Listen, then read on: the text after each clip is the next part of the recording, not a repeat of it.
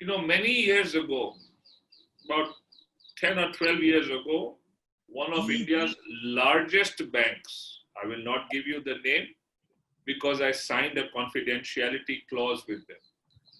But you can understand that this bank has branches not just in India but all over the world. This bank got in touch with me and they asked me if I could help them with the actual, simple, practical, everyday problem they were facing. Do you know what that problem was?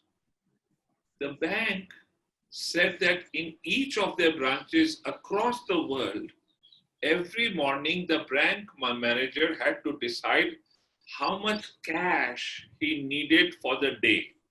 So, a bank has always got to keep cash because people come and they give you checks and you have to hand out cash to the customers. The problem is how much cash should you keep? If you run short of cash, then your customers will be unhappy. Suppose you go to a bank at 3 o'clock or 1 o'clock or something like that, and the bank says, sorry, we have run out of cash today, come tomorrow. You're going to be very unhappy. And if this happens 2 or 3 times, you will likely change your bank. So banks have to be very careful. On the other hand, cash is an asset. It has to be put to use. You cannot allow it to sit idle. So if you sit in a branch with too much cash and if it doesn't get used, then you've lost that much of an investment opportunity. So managers had to every day struggle with this of how much cash. And no manager wants to take a chance. So the managers would just do some intuitive guesswork and they would always end up with a lot of surplus cash at the end of the day. So the bank asked me if I could help. And so I said, fine, I'll do this for you as a project. I was not interested in taking any money from the bank. I didn't charge them a penny. But I said, I'll need to look at your data. So they asked me, what data do you want to look at? And I said, I need to look at the transactions on a day-to-day basis of every branch of your bank in every part of the world. So they said, sure, we have records of that. I thought they will have good organized records. They just handed me digital files of huge amounts of unorganized data. For every single customer of every single branch for 10 years, they had recorded data of how much he had deposited or withdrawn, when, and so on and so forth. But in a totally disorganized fashion. They had not bothered to organize the data. So if you wanted to search how many people have made withdrawals of 10,000 rupees on this day, you could not find that. You had to go through all the data, write a software, then extract the fund. So the bank had the data, but it had no idea how to use it.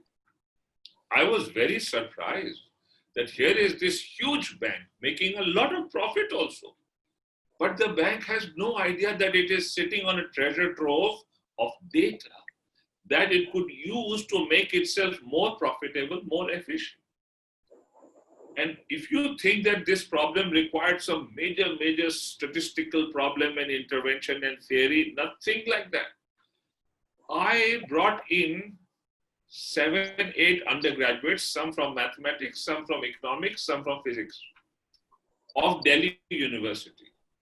And I told them, here is the problem. All of them signed a confidentiality clause. And I said, this will be a great learning project for you. It is a huge learning. Let's get this practical exercise sorted out. They sat down and over a few months, they sorted out all the data and they gave a working program. So they created this software for the bank that allowed the bank to tell the manager each day of the year how much cash reserve he should start with at the morning. And the bank told me that they had begun to save crores and crores of money. And these students, they devised a really smart software.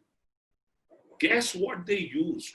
If you think they used Python or something like that or R, no.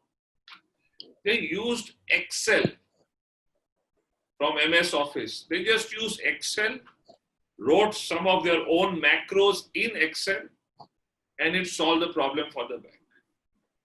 The point I'm trying to make is that you don't, as I'm trying to tell you, you don't have to be a super smart, super knowledgeable statistician or a mathematician or a data scientist or a computer scientist. It is mostly good common sense and some hard work.